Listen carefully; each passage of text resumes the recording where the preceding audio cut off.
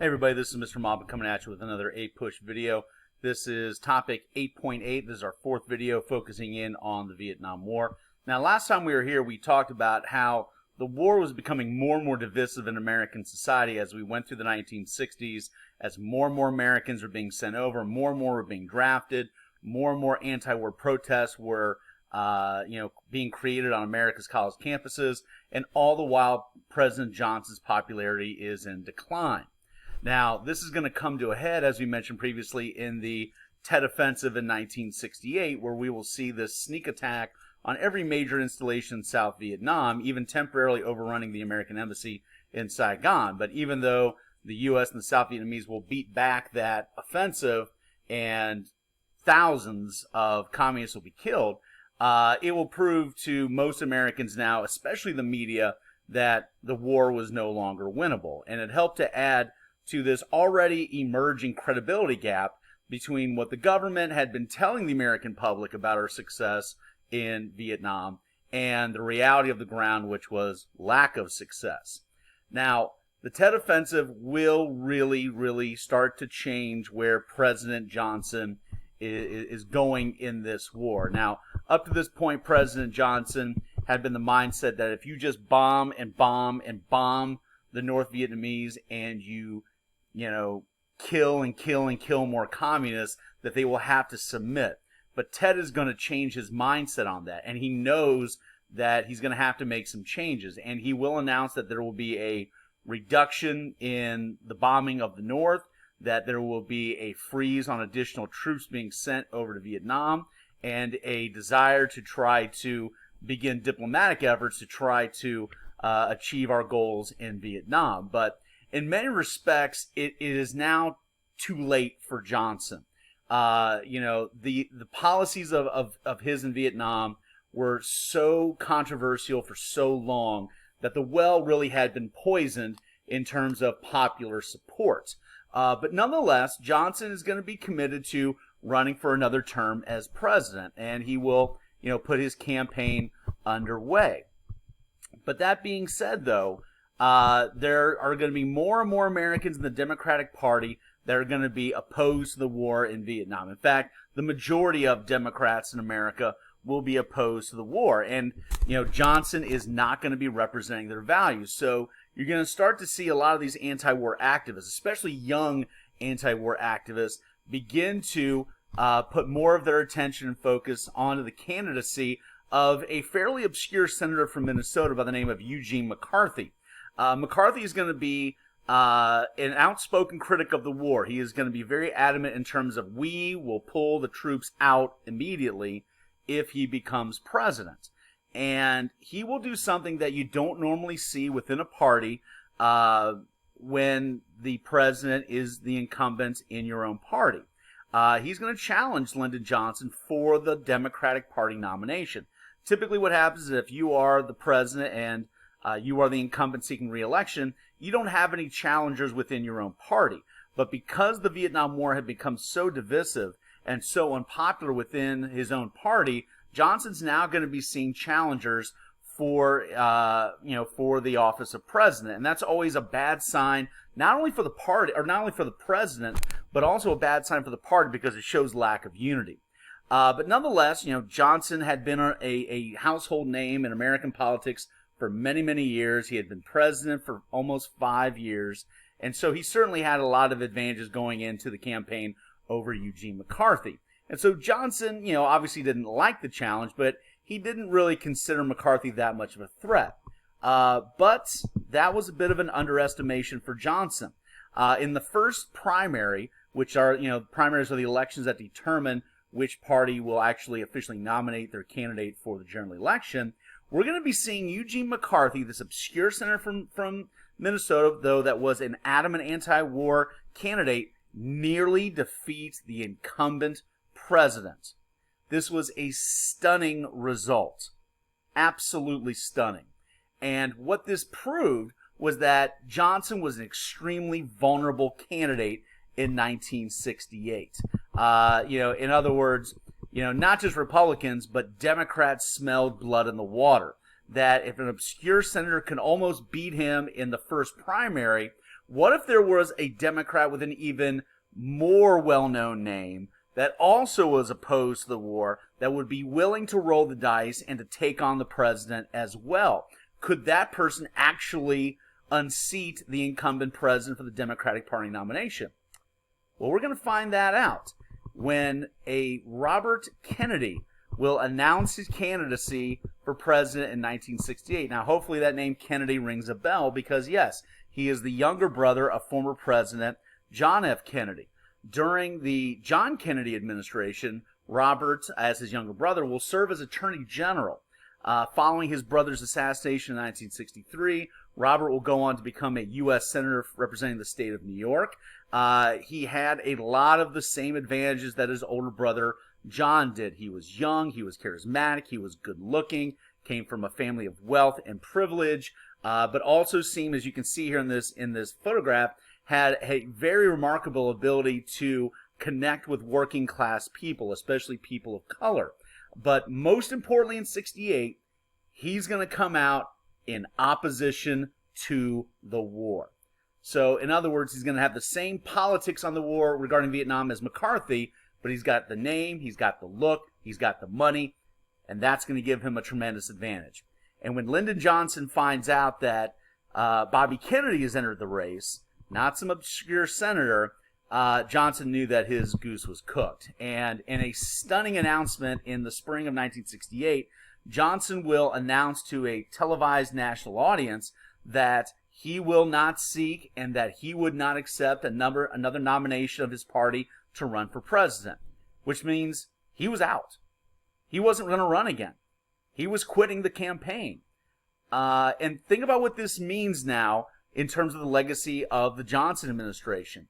Vietnam will, in essence, force his abdication.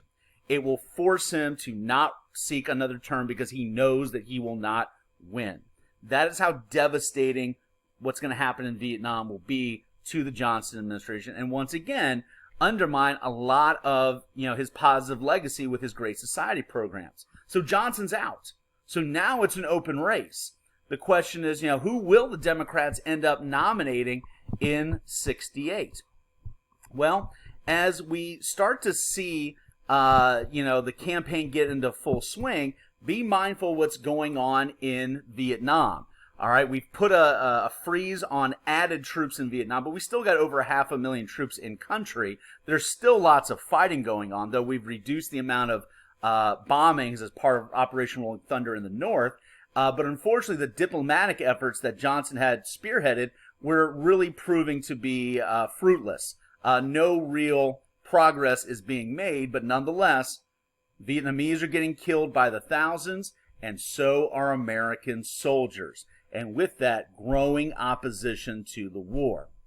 But with regards to the campaign for the Democratic nomination, we are seeing Bobby Kennedy, which did get off to a slight stumble early on in the primaries, start to pick up steam as we get into the late spring and early summer of 1968. Kennedy's campaign is going to start to kind of have almost like a rock star quality to it. A lot of folks are reminiscent of the previous Kennedy administration. There's a sense of youthful optimism. There's a sense of charisma associated with Kennedy, a sense of optimism that if he can get elected president, he might be the one that heal the wounds of America. And in the pivotal California primary in early June of 68, Kennedy's going to come out on top, which puts him in a very nice position for what will be the upcoming convention, Democratic National Convention in Chicago. But when things looked best for Kennedy, and it happens all too frequently in the history of the Kennedys, we will see tragedy strike. After delivering his congratulatory speech in California and Los Angeles after winning the California primary, he will leave the stage. He will go through the back of the hotel kitchen to kind of make his way out the back to exit, when a young Palestinian by the name of Sirhan will shoot him dead. Sirhan will be quickly arrested, and there will not be the same goofy drama that we saw with regards to Oswald following the JFK assassination, but we will find out later that Sirhan will claim that he will murder RFK out of RFK's support for Israel in recent Middle Eastern conflict. And now, what had been kind of the light, the hope of the Democratic Party, the most popular candidate to try to end the war, is now dead. And now the question becomes, where does the Democratic Party go from here? Well, even prior to RFK's assassination, we will see Johnson's VP, a man by the name of Hubert Humphrey, announce his candidacy. Hubert Humphrey had been a household name in American politics for many years. He was seen as a moderate on foreign policy issues, a liberal on domestic issues, somebody that was an absolute, workhorse for President Lyndon Johnson in his agenda. And when it came to the Vietnam War in '68, he was going to follow his boss's lead and pledge to continue to commit American forces in Vietnam to try to secure victory. Now, for, older Democrats, for folks of the World War II generation that had normally voted for, like, Roosevelt, for example, Humphrey represented, their goals. But for the younger generation, the baby boomer generation, the generation of folks that were actually fighting in Vietnam, Humphrey represented everything that was wrong with the Democratic Party. But because of Humphrey's connections and his experience, there was a very real possibility that Humphrey was going to get the nomination at the DNC convention in Chicago later on that summer. And so we are going to see thousands of anti-war activists begin to descend on the city of Chicago to protest the Democratic National Convention to try to make sure Humphrey does not get the nomination, and hoping to be able to get Eugene McCarthy the nomination, though McCarthy is now kind of an underdog in this contest. Now, when these anti-war protesters show up in Chicago, the mayor of Chicago, a man by the name of Richard Daley, who was kind of one of these old-time guys that, was one of these old, political boss types, and was in support of Humphrey, in support of the war in Vietnam, who did not like long-haired hippies, as he would describe them, will unleash the local Chicago police on these protesters. And it will be vicious. It will be violent. And note, this is going to be broadcast on national television. As folks are tuning in to watch the proceedings of the convention inside, reporters are also outside showing this bloody mess of a riot taking place. And note, as it's getting crazy outside, you are starting to see infighting and even some violence in the inside of the convention.